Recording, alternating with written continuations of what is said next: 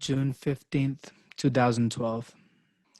I was at the rat lab for my junior year college internship feeding the pigeons used for an experiment when my mom called me. She used to call me every so often to tell me about what she thought was the latest dream act. And each time I would correct her and let her know that it was another failed attempt. This time, she was calling me to tell me that President Obama had just signed a dream act. Irritated by her naive and hopeful tone, I told her that it was not a real possibility, but she insisted it was true and that I should look it up. I turned on my computer, prepared to prove her wrong again.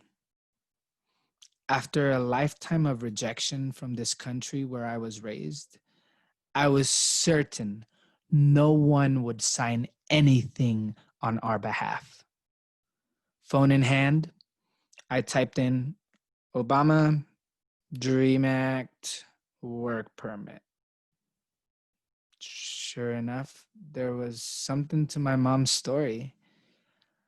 I watched the video of President Obama's announcement with my mom still on the phone as he explained DACA, Deferred Action for Childhood Arrivals. I began to cry. My mom could hear my emotion and was worried that once again, she had raised my hopes for nothing. Well, is it true, mijo? She tentatively asked. ¿Es verdad? Yes, I said. Although it wasn't what we had wanted. It was not a pathway to citizenship. It was deferred deportation and a work permit. But it was something. For a moment, I joined my mom in a feeling I rarely let in. Hope. It took me years to believe that moment was real. And now, after 7 years of being able to work legally in this country, teaching middle school students math, buying a home with my fiance, thinking about someday having our own child, I am again afraid my hope was pointless and that my dreams could die at the hands of 9 Supreme Court justices. Why? This is my country. Like the majority of DACA recipients, I have spent most of my life, almost everything I remember, here in the US. Like the hard-working immigrants before us, we are part of what is best in this country. With the exception of the native population and those kidnapped and brought here as slaves, every person here is the product of immigration, though that is so often forgotten. Like myself, DACA recipients are working in schools, hospitals, and businesses in communities across this nation that depend on us. According to the Center of American Progress, we pay $566.9 million in mortgage payments, $2.3 billion in rental payments, $5.6 billion in federal taxes, and $3.1 billion in state and local taxes. If our legislators were truly interested in strengthening our country, I wouldn't be as concerned as I am about the Supreme Court's impending DACA decision.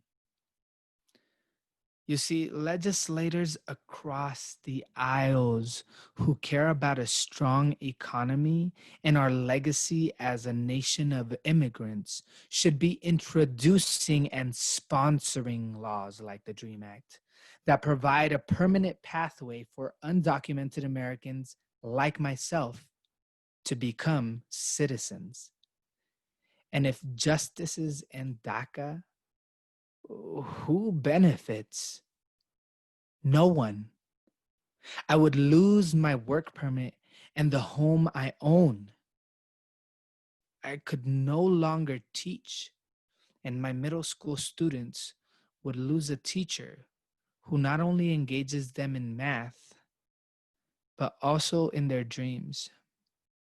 And I could get deported from this country in which I was raised.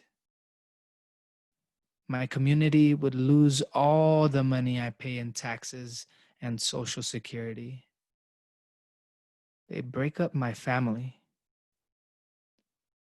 which, like most of ours, is of mixed status, meaning some family members are American citizens and some are not. My sister is an American citizen, so I would lose her. My fiance also has DACA, but she was born in Mexico and I in Chile. So they would deport us not only from our country, but from each other. It would just be cruel. I didn't continue on with my science studies after college. Instead, I became one of the first two documented teachers in this country. But you don't have to be a scientist to understand that if DACA was an experiment meant to see how the undocumented community would integrate itself into America's economy and society, we surpassed all qualifications. It was a successful experiment. Considering all of this, should the Supreme Court end DACA? You be the judge. But keep it or end it, I'm not an animal in an experiment. I'm not looking for deferred deportation from my country. I'm looking for a path to citizenship. So there are no more impediments between me and my dreams. Just let me be free to realize my potential. I am an American, and the torch of liberty is in my hands. Why extinguish it?